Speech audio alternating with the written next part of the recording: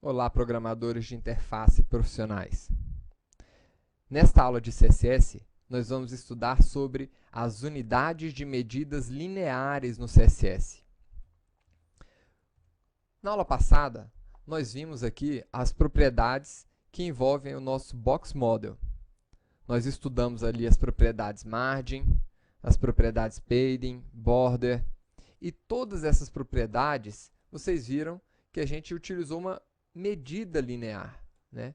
Uma medida pixel aqui utilizada para definir largura, definir altura, espessura desses elementos. Na W3 Schools, nós temos uma área aqui no CSS que mostra para a gente um pouco sobre as unidades de medida. Aqui nós vamos ver referências aqui sobre unidades de cores e sobre as unidades de medidas lineares aqui. Então, nós temos três tipos de medidas lineares. Nós temos as medidas lineares aqui em percentual, nós temos as medidas absolutas e as medidas relativas. Então, vamos para a nossa aula de hoje. E vamos começar pelas unidades de medidas absolutas. O que são as medidas absolutas? Né? Elas são aquelas que não dependem de um valor de referência. Nós temos aqui 5 tipos de unidade de medida absolutas. Por exemplo, nós temos a polegada, que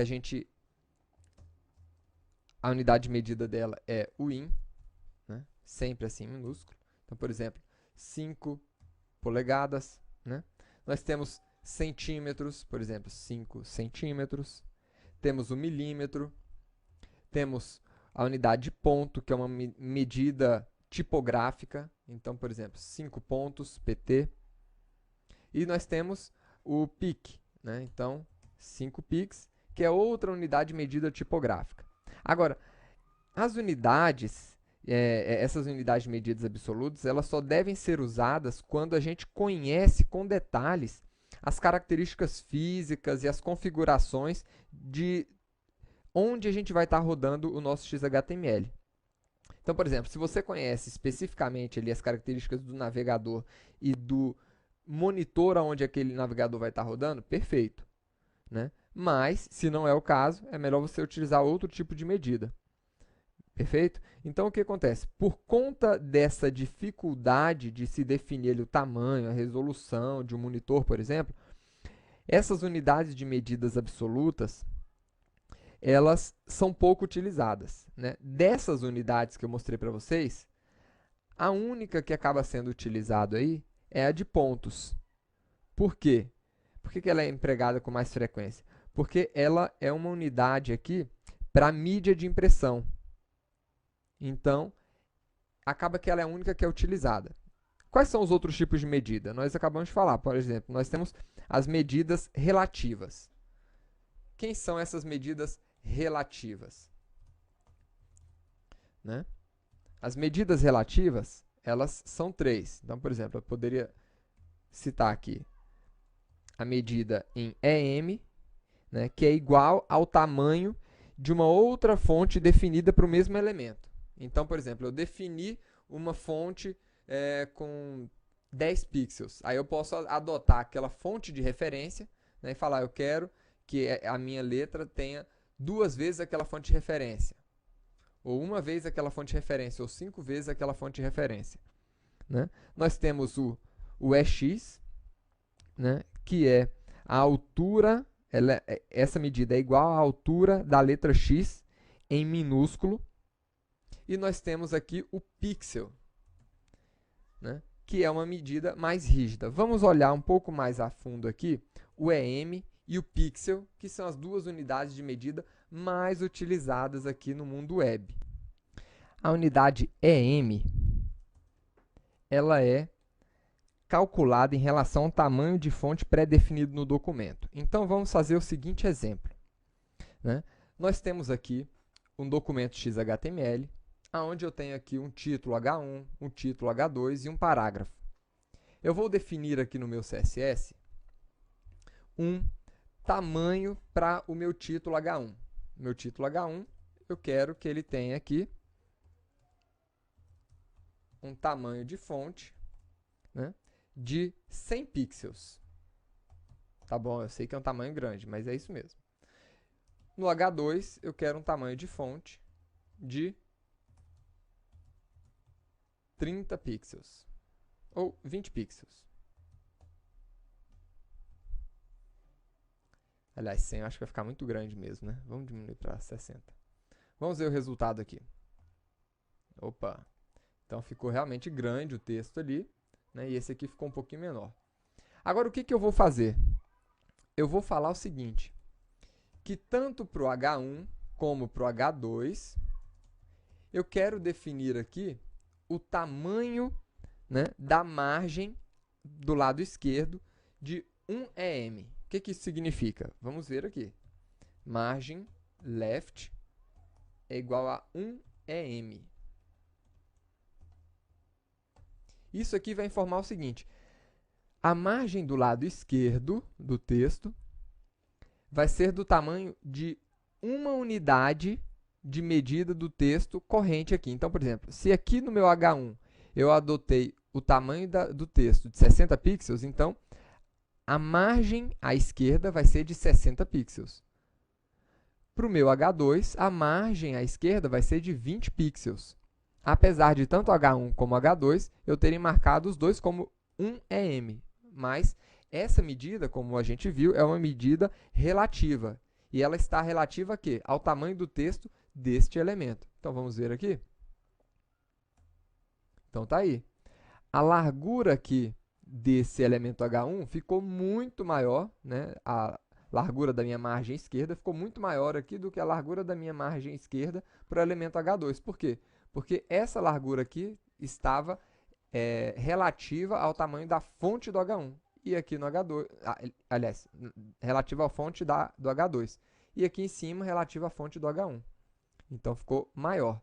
Uma outra forma que a gente utiliza muito aqui a medida M é da seguinte maneira. Por exemplo, nós temos aqui o seletor universal, que vocês já aprenderam, e a gente define ali no seletor universal, né, uma determinada medida. Então, vamos definir ali que no seletor universal a gente vai utilizar aqui a fonte de 10 pixels.